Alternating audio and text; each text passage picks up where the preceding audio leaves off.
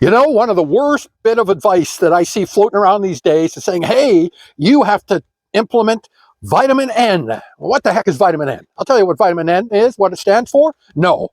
Bad, bad, bad, bad advice. In fact, what I'll find is that most people who ascribe to that, not all, but most, a vast majority of people, aren't very successful. They really are closed hinged as compared to open hinged, which I'll talk about here in a minute. But the bottom line is this, is, you know, who it really does maybe benefit are those people that just are not capable of critical thinking and authentic curiosity.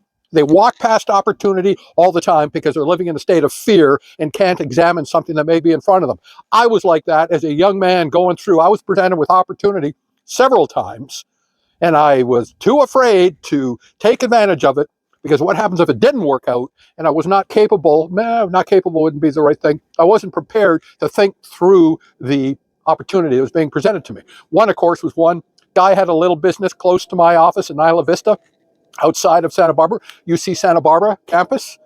And he had this little service that rented typewriters and stuff on a brand new like Apple computer or Apple II, that sort of thing, and photocopying. And he had one of those little outlets at UCLA.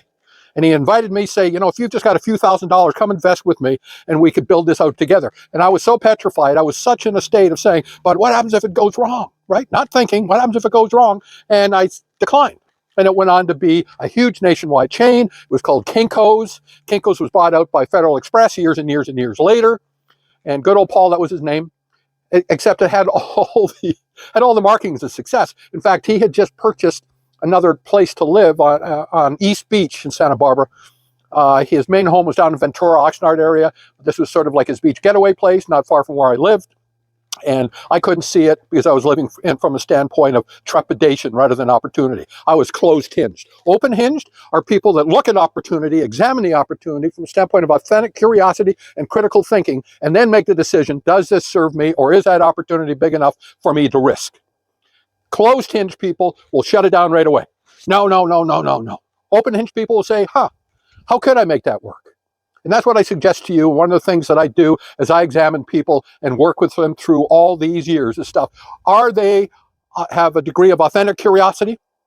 Are they critical thinkers? If so, I want to work with you.